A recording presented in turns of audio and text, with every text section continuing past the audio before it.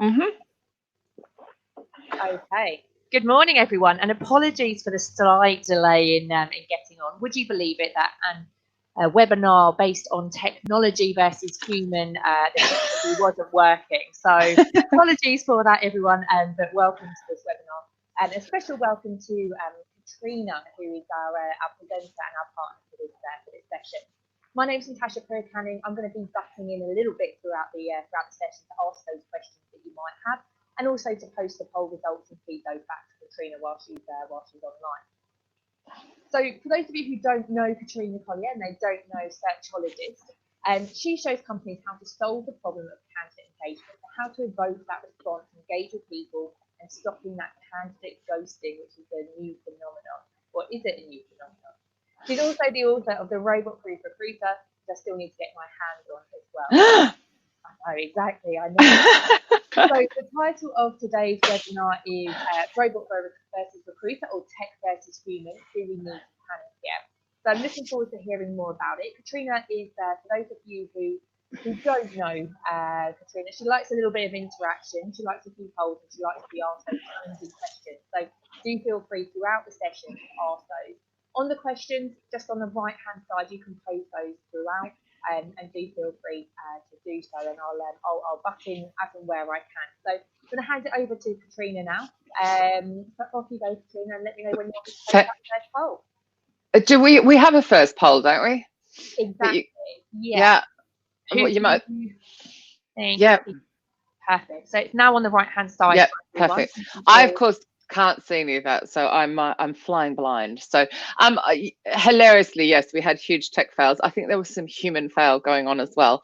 But anyway, we're here now. So thank you for bearing with us and your patience for waiting those extra few minutes. I hate keeping people waiting, so I was getting quite stressed while I was sitting here.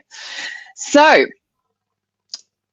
actually, at some point, just interject and give me the poll results. Natasha, you're most welcome. Yeah, no worries. I'll keep it going for a little bit. And then, Fab. I'm more than happy to just be interrupted. Because I can't see a thing. All I can see is my slide deck. So I can't see questions or anything. So just interrupt and let me know. So judgment. We recruiters are in the business of judgment. We basically spend our lives rejecting people. We have 100 applicants, one job, and we spend all of this time looking at people, deciding if they're the right fit, interviewing, and just rejecting people. But what has shifted so much, and I wrote so much about in my book, is the fact, of course, that now our behavior is under review, and how you behave and your hiring managers and your HR and anywhere you hand off the candidate and applicant to is under review. All of our behavior ends up on the internet for the world to see. So there's a huge shift in what we're doing. So I think our ability to keep somebody in the hiring process really does come down to that, our ability, our behavior and our ability to engage. I must apologize, I have a shocking head cold, so the words are sort of getting stuck a little bit in my head, so please bear with me. Katrina, the results currently are 75% think humans engage candidates better and 25% think technology does. Well, let's see what they think by the end. It could be quite interesting. I'm loving the human bit, seeing I did write a book called Robot-Proof Recruiter. So Natasha gave you a little bit of an overview, but I also wanted to write another little poll question here as well.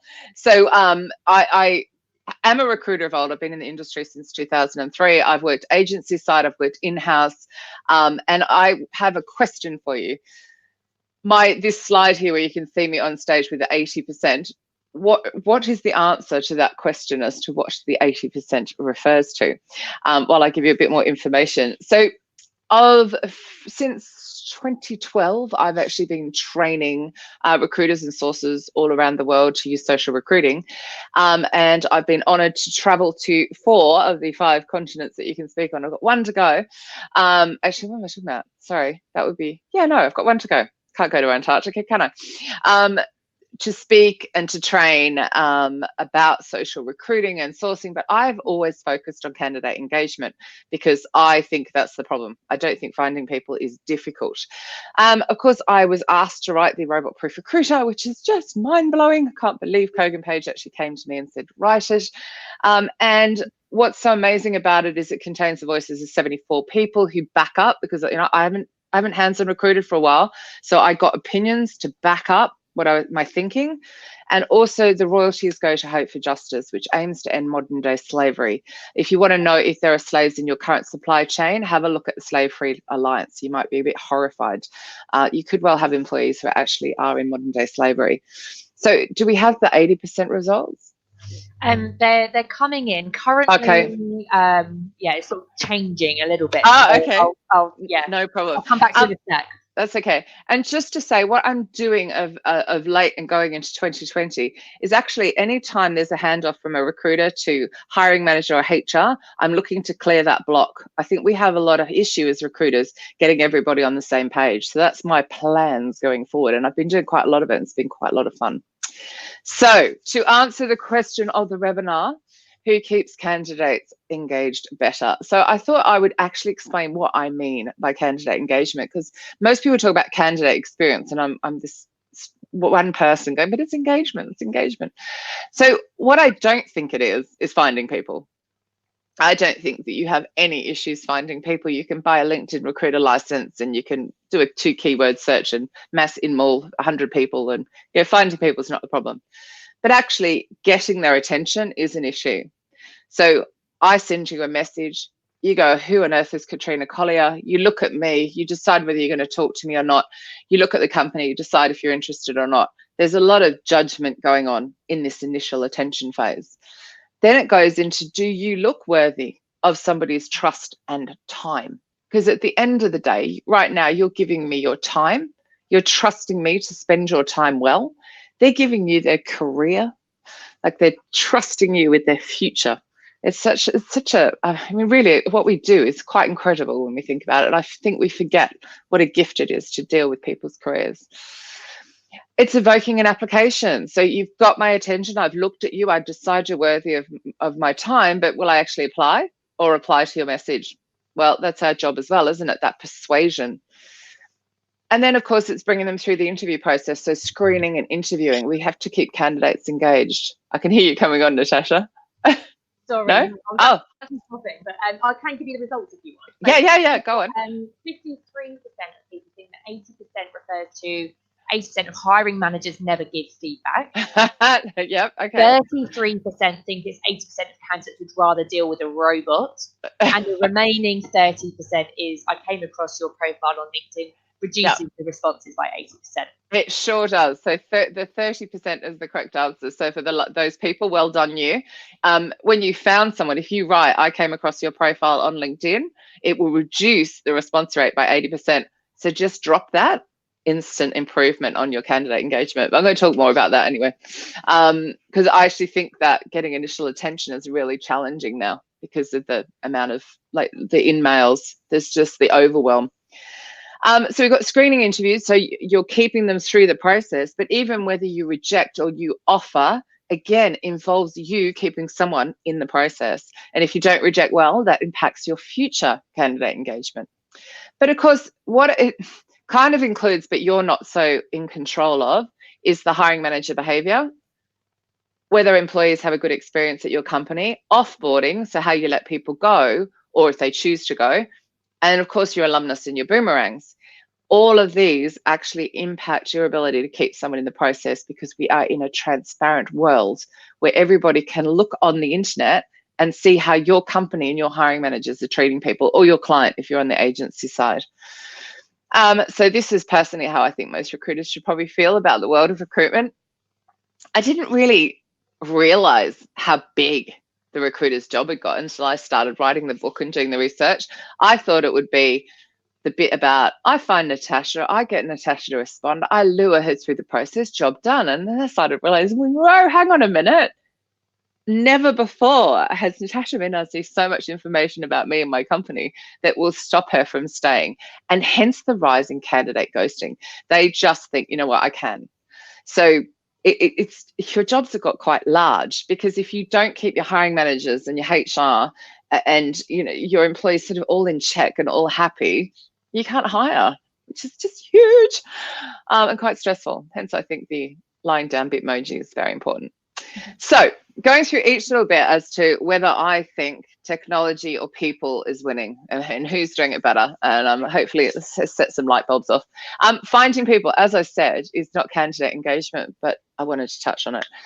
There are many tools out there who are going, oh, we are AI, we can trawl through profiles and we can deliver you the perfect person, or we can go through your database and deliver you the perfect person. In fact, there are tools that will say, oh, I can see that Katrina keeps liking these kind of profiles. We'll give her more of those, which freaks me out because it's like it could be amplifying my bias. But the main reason it bothers me is it's all about the data that they're looking at. So this is a head of talent acquisitions LinkedIn profile, and all he has written on it is bringing talent into PPD and talent acquisition professional with an in-house agency and advisory experience, passionate about delivering the right talent the right way. And that's it. He hasn't even filled out his experience. This is most people's profiles, let's be honest. They're very hard to write. CVs are even harder to write. Most of them lack achievements. If you're lucky, there are a load of skills. But what exactly is the AI using to find people? And what's it missing? Now, I personally think a human can look and go, oh, recruiter, mayor, talent acquisition, I know what he does. I get it. I understand what his job is, but I'm not convinced a robot can. So in this case, I'm putting the tech at 0, but I'm putting the recruiter at 0 as well, because therefore they're not getting any roles. They're not getting any CVs, potentially. They're missing out on a great human. But also the candidate's going, huh? What? What do you mean I have to make sure that I can actually robot proof my CV? Most of them can't write them in the first place, let alone worry about how do I get around the robots? How do I get around the AI? They're already complaining about getting around your applicant tracking system. So I have a bit of concern about this. Anyway, on to candidate engagement. Right, initial attention. So as I mentioned, it is quite easy to send or run a 2 keyword search and mass in-more. But if you don't actually have access to a recruiter license, it's still possible to use technology to send messages. So I open up my LinkedIn and go into my messages, and I have this one. Hi, Katrina, how was your weekend? We've rebranded our recruitment CRM to be called Leo. At this point, I'm like, do you actually think I care? That was what I was thinking. And then I wanted to schedule an online demo. The use of the we and the I lost me. Besides the irrelevance, it was just, what do you want? Now, I appreciate this isn't a recruiter, but you know that recruiters send very similar messages, which are all about yourselves and not about the recipient. Whatever message you send has to be about the recipient. Oh, sorry. Here goes the cold. 1 second, I'm going to sip my tea. Your background here caught the attention of my hiring manager. We wanted to know what you plan to do next. You, just like advertising. If you listen to any advertising, they're always telling you what to do. It's quite fascinating. So use the word you, make sure it stands out. But I know that this is a robot message because it was sent at 7:55 a.m. and he's saying he's got a son. So I'm like, yeah, get out of town. You're doing the breakfast run and getting ready for work, or you're in commute. You're not sending me a LinkedIn email. It's personal to me at 7:55 a.m. Don't believe you. So of course that was instant delete and unimpressed. So yes, you can use the technology to send the messages, which is handy. But in this case, the recruiter gets a 0 because this isn't personalized. If the message was personalized, you'd catch my attention. But also, let's not forget the mood of the candidate. Candidate's annoyed. So I make this a 0. I'm sure I'm going to have a cough at some point. Sorry, guys. That's not good. Okay. Now, I realized I've actually been saying this for 7 years. So if you've heard me before, you will have heard this before. LinkedIn invitations to connect. Please, will you stop sending unexplained invitations to connect? If you're using the phone, ignore the big connect button on their profile and head to the more or the 3 dots and find the personalized invite. But all that happens when somebody opens up your profile, opens up their LinkedIn and they see the connection requests, they think, what do you want? In fact, they might think worse than that, but it's along the lines of what do you want? And that's what I think. I'm looking at these going, so are you going to try and sell me something? Am I going to connect with you and the next second you're going to send me a sales email? And you guys get those, you know what it's like. So don't do that. when you could so easily do this? So Jolyon sends me this. I was speaking at an event in Amsterdam last week. I think that's where the cold came from. Hi, Katrina. I'm reading your book right now, page 147. I stopped at page 147 and I went and got my book, picked up my book, opened my book to find out what she was talking about. And it was actually the bit about personalizing invites to connect. But she got me by like saying page 147, like so personalized to me, catching my attention. She made me sit up and move. That's what you should be trying to do. So if you're using the LinkedIn invites to connect as a way to connect to candidates, obviously there's 3,000 other ways you can connect with candidates, but if you are, write something personal so that you win as a recruiter and the candidate feels loved. Are there any questions, or am I doing okay? None currently. I think you're okay. Dazzling them with all your insight. Yeah, I'm trying not to cough so badly. I did that, the little itchy throat thing. You're like, oh, so boring, so boring. Sorry, I'm like completely oversharing people. Sorry. Right. Anyway, so I've sent Natasha a message. I've got her attention, and then she looks at me. Now, this I think is really fascinating. And I talk about this in the book as well. And I use Mark Lundgren as an example. There is a site called Photo Feeler where you can put in your profile picture and you can have it rated by humans, and you can go into whether it's like a dating picture, a business picture, or whatever. So I've put my photo of me speaking, and I'm like, oh, I look lovely. The light's hitting my face. I'm on stage. I look influential, But what was interesting was using the technology to be rated by humans. Actually, I didn't look that competent, likable, or influential. And by changing the photo and having it redone by one from my book launch, I was actually quite tipsy, I'm suddenly more likable and more influential and more competent. So you're thinking, oh, hang on, what does that matter? Well, is it possible that your photo is actually repelling people? And I don't mean from an unattractive point of view. I mean, do you look relaxed? Do you look angry? I know I've seen profile pictures where people look angry. Are your hiring managers looking angry? So is it possible you send a link to their LinkedIn profile, candidate opens it and goes, ooh, oh, I don't want to talk to that person. We've had the flight and fright for such a long time. It's a natural part of our DNA. We need to trust people, and we will make that decision based on how their faces are looking and what they're telling us through that body language. So something to think about. I think in this case, it's tech 1 because it's such a useful tool to get rated, but it could be human 0 if you've got the wrong photo. So quite interesting when you sort of think about, wow, do people really just not want to talk to someone?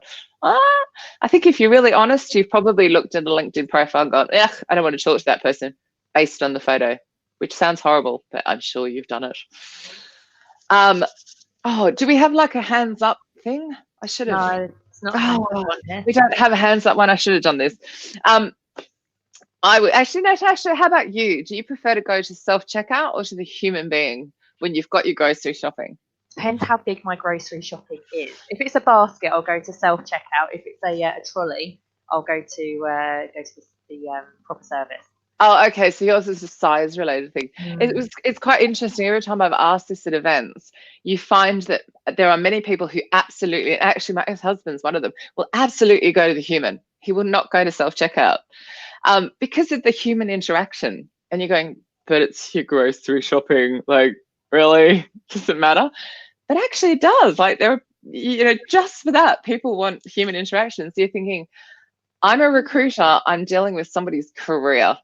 They're going to want to deal with a human. Absolutely, without a doubt. So tech 0, as far as I'm concerned, for all of those who agree with me, I think we do it better. I think being trusted with a career and understanding where someone wants to go, I think that's a human job, personally. That's why I don't think you need to worry. So, but you've got that person, you've caught their attention, they've looked at you and thought, yeah, okay, that Katrina, she's all right, I want to talk to her. They've applied, or they've found a job advertisement and they want to apply. Let's make it easy for them.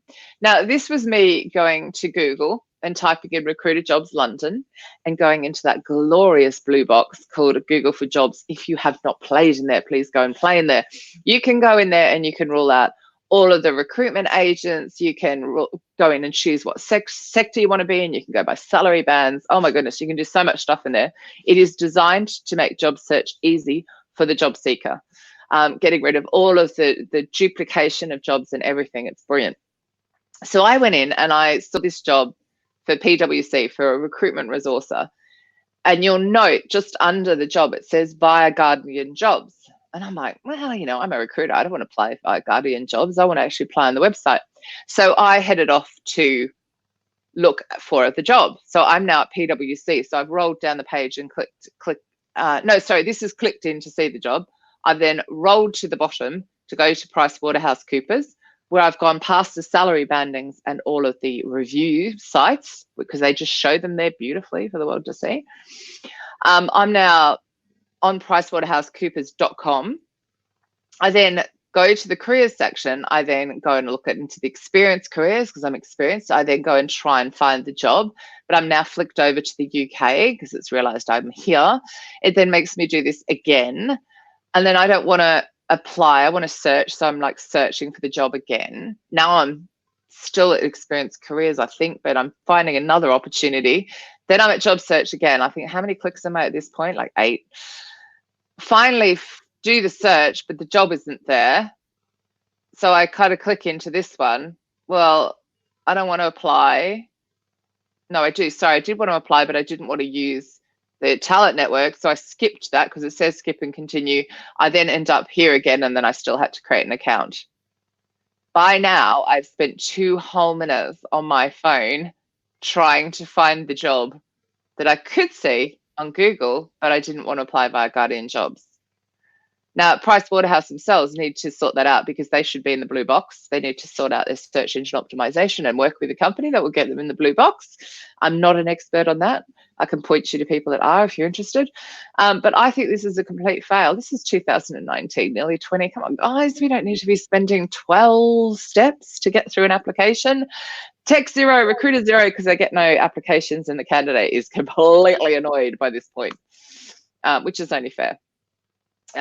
This startled me. I couldn't believe. And by the way, this was the first example. I didn't even have to look any further to see this, which shocked me. I thought I'd have to do a few. So something else I think you should absolutely consider. I need to get royalties from these people. I'm completely in love with this website. You're revoking an application. So someone has actually gone through the 319 steps to end up on the right job on your career site. Please have a demo, or go and actually, you can go and try it on recite.me. This is seriously cool tool. What it allows is for people who are dyslexic potentially, or even we oldies who need the screen made bigger because our arms aren't long enough, so you can read the screen, you can have it read out, you can do all sorts of stuff. It really is about diversity and inclusion. It makes it possible for people to apply with such ease, or to read information on your website with such ease. I would like every website in the world, including my own, to have this on it. I just think it's incredible. And this is a brilliant use of technology to make it easier for people to apply. So this is absolutely tech 1, recruiter 0, because obviously they can't do that, and the candidate is really happy because they can apply. All I suggest is recite.me, go play with it, and you'll see what I'm talking about. It's like color filters and all sorts of stuff. Very clever, very easy to use as well.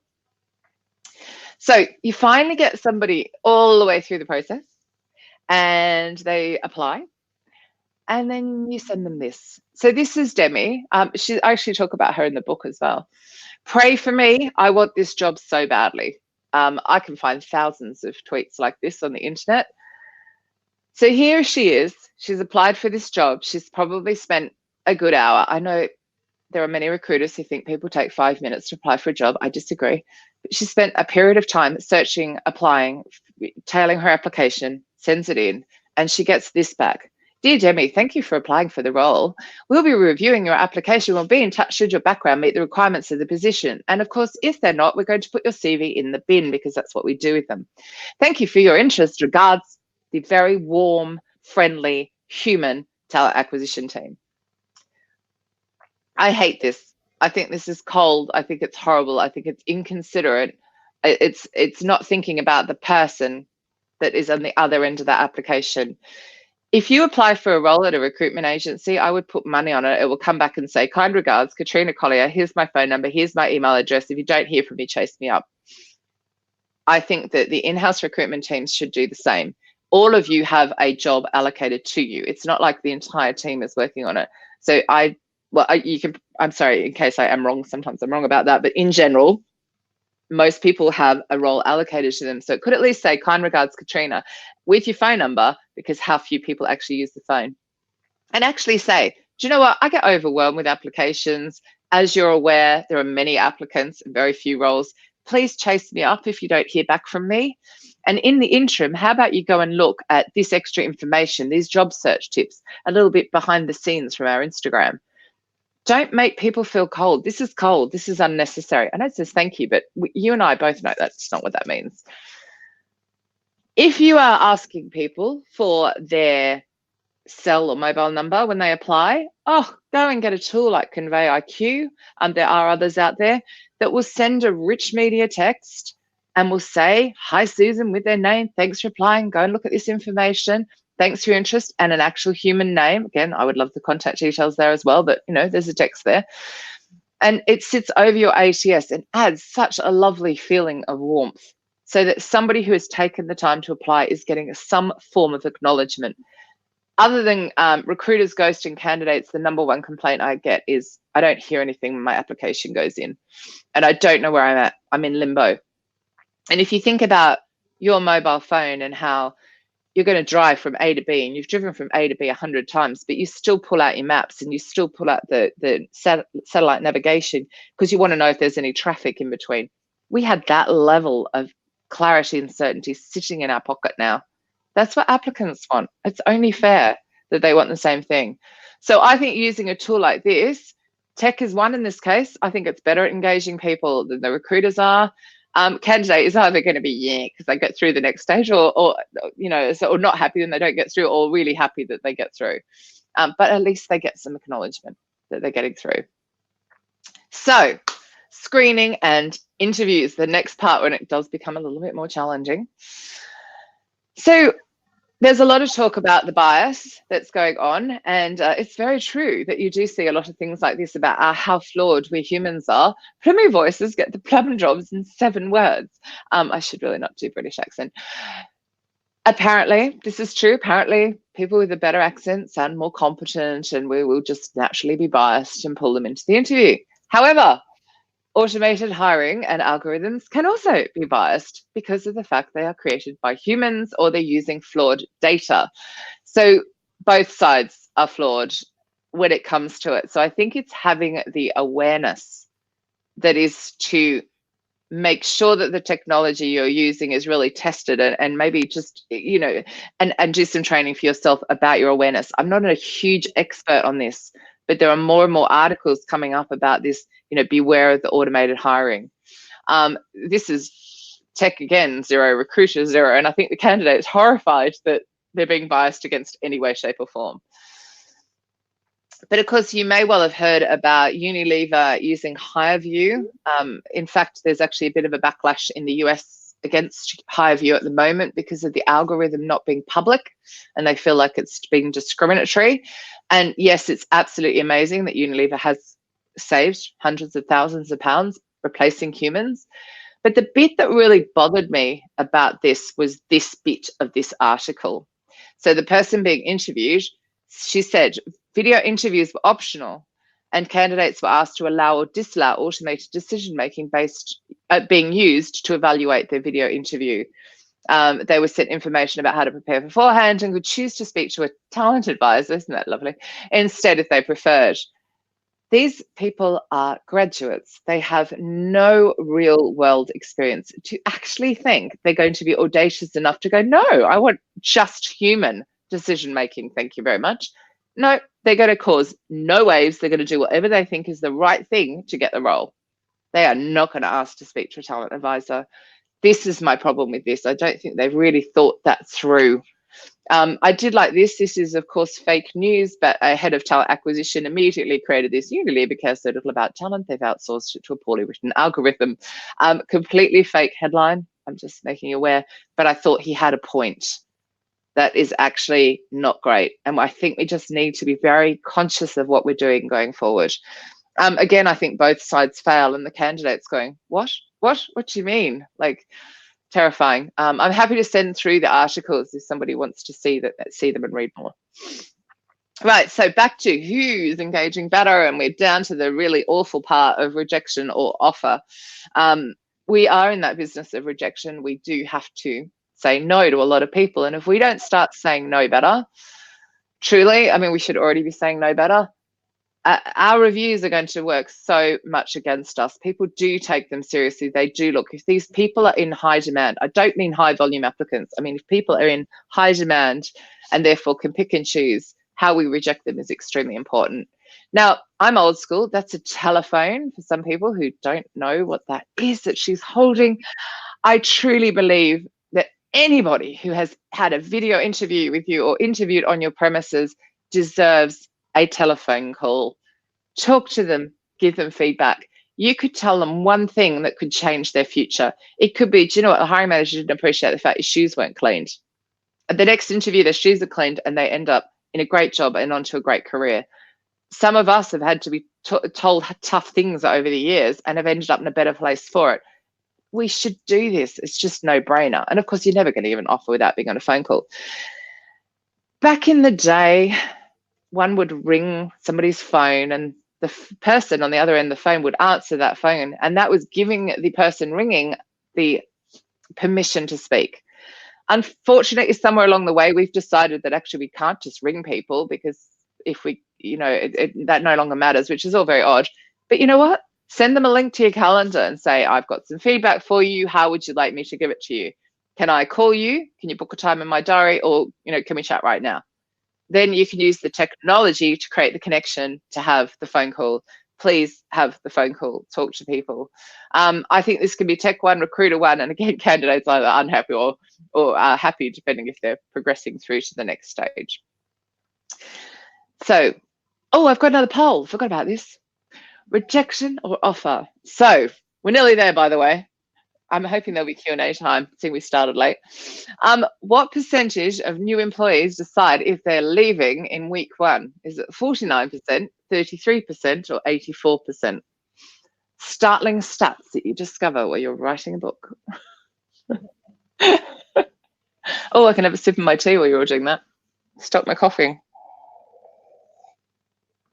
Are they coming in, Natasha? They're coming in, yeah. They're change it a little bit.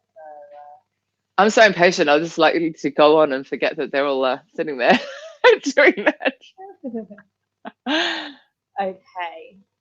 So results currently are that 49 people that think there's 49% is 36%. Yeah. Those that think it's 33% is 19% now. Sorry, they keep changing. And Yes, no. 4% is 44%. So okay, the majority. Well, it's switched over to 49 and 84. 49% is currently the winning percentage now. Well, well, in a way, you'll be pleased to know it's 33%. I would have thought it was higher as well.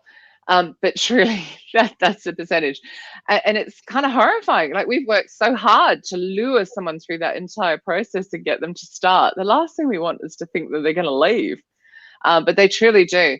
I was at a company in Budapest a few weeks ago and delivering some, I call it a rev up session, getting the recruiters all like revved up. And their technology department thinks it's perfectly acceptable for them to start and not receive their tech for an entire week. In fact, there was a trainee in the room who'd been there 2.5 months and didn't have his tech. And he was explaining, like, I know that there's stuff going on of an evening and I'm not part of it. And even though I shouldn't be working in the evening, I'd feel more relaxed if I could answer emails, but I don't have my kit and I've been here 2.5 months. That's not how you get people to stay. I love this picture. This is an old picture, but this, a desk. Now, not all of us can have a new starter walk in and have this much swag. Not all of us have the budget, but we could certainly have their computer, their phone, and pens and pads, some information right there on the desk. But if you want to stop the ghosting, you have to keep people engaged from offer until they start, but even like beyond. And the ghosting is happening where you give an offer and they just don't turn up on day one. And I think what often happens is when we hand over to either the hiring manager or HR to take over, the ball gets dropped. So there are tools. Now, the only one that I came across that was constantly recommended was Onboarder. I have no idea how to say it. We say it the French way, but Onboarder. You may well be able to create something yourself. But what this does is it actually reminds you to keep in touch with people from offer to start and beyond. But also it shows whether the candidate and the hiring manager actually are doing what they're supposed to be doing, which is quite nice, or your new employee for that matter.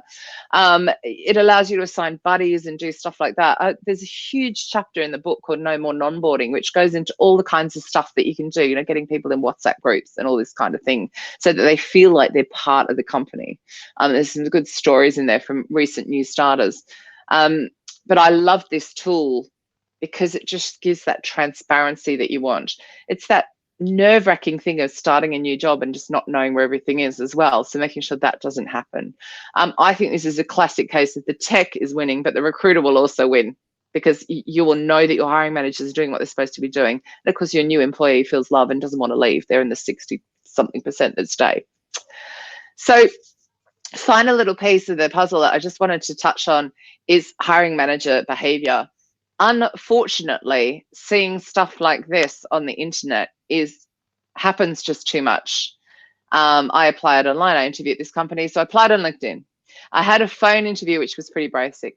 I went all the way to New York for an in-person interview. The interviewer was late. Asked me a couple of basic questions, nothing too difficult. Wasn't given a chance to ask questions at the end. Wow. Never heard back. I'd have reached out, but I was no longer interested. This is just shocking hiring manager behavior. And I think it is one of the toughest things that recruiters face because of the fact that recruiting is only 10% of what they do. They often don't take us seriously. They don't want to give us time, that kind of thing. So there are a couple of solutions to this if you are having this problem. Yes, recruiters swearing their head off and the candidate's angry because all our hard work has been undone and the candidate even writes a crappy review and stops us from hiring. Couple of things you can do about it. Chapter 5, I crowdsourced chapter 5. It is full of so much ammunition and so many ideas that you can go to your hiring manager and say, with data and facts and stats, this is our industry, this is what, how our salaries compare, this is what we're doing, and just absolutely get their buy-in and their SLAs and explain to them why this cannot happen. The other thing is sometimes it pays to get somebody in from outside. I can come in and I can give them a reality check of how their behavior is impacting their reputation and stopping them from hiring, and get them to come up with the ideas of what they're going to do to stop it happening, which is always more powerful when they do it themselves. So who's winning at the end of this? Personally, I think there are 3 answers to this. And who's winning?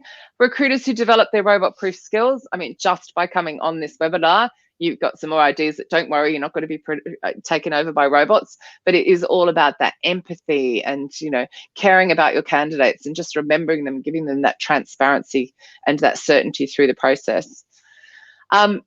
Any technology that's created with recruiter input that's proven to free up your time for better human connection. So when you're assessing, don't fall for the bells and whistles of the technology.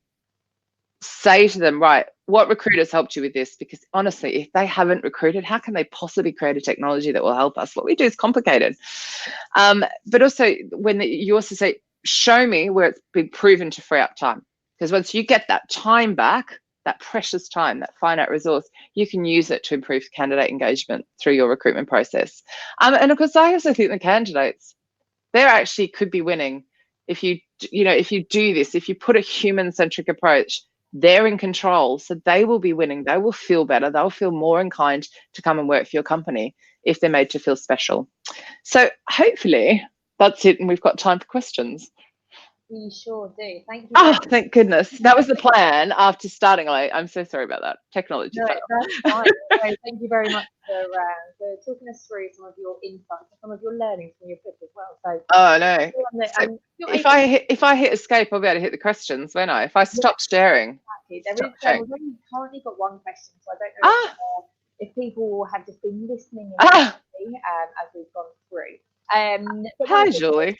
You've got Katrina replying currently. I know a few people have dialed in. Sometimes there's some technical issues. Well, considering where Julie has dialed in from, yeah, she should be asleep, to be fair. So the main slide that tells you how friendly you look on social media is photo feeler. So Yeah. on else who is interested in that one might not be able to see. Oh, it's hilarious because yeah, poor Mark. I think you've seen it in one of my presentations actually before. I changed my slide deck because I had to stop picking on Mark. It's on page 32. And he looks so angry, and I'm just going, why do you look so angry, Mark? I don't understand. Anyway, he let me run it through because he's a really lovely man.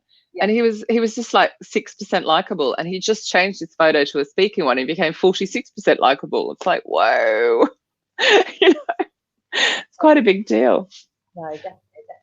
And Katrina, for those of you, or for those online who are trying to do everything they can to try and get that engagement, and sometimes hours there aren't enough in the day, but they're doing everything they can, but they're struggling with their hiring managers. So any of the work that they're putting in is just falling flat.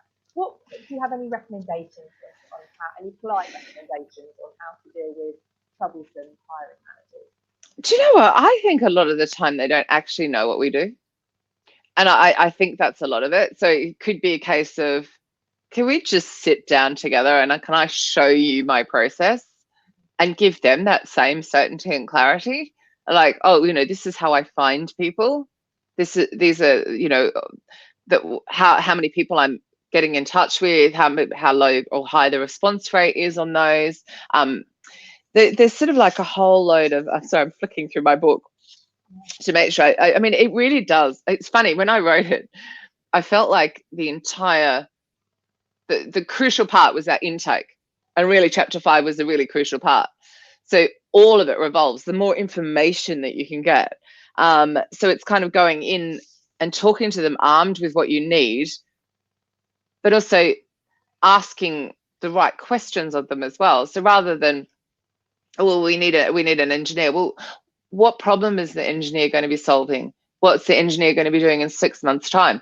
So if you start asking some better questions, the hiring manager is going to naturally get thinking and, of course, respect you more, because they're like, oh, whoa, hang on, Katrina made me sit up and think. But it's also going armed with that data. Like, this is what I do. This is my process. You can see where I'm struggling because there aren't that many of these purple squirrels that you're after. And it's just stepping them through so that they don't feel like, oh, all you do is just put a job on a job board and send over the CVs, which I truly think is what a lot of hiring managers think, unfortunately. Yeah. And what about companies or individuals that are doing this well already? Who do you think that people can sort of aspire or look up to and just kind of see perhaps some of what they're doing and what they're doing in the market? What do you mean, in candidate engagement point of view? I'm going to say a strange one, actually. Okay, these are people that have already arrived at the website, and I know that you've had Ben Gladhill share this, but this was a case of, we've got lots and lots of people coming to our website. They're all the same role, so it's really easy. It's the driver role. It's like, it's basically the same, right? Drive, deliver parcels. Not many of us had that luxury.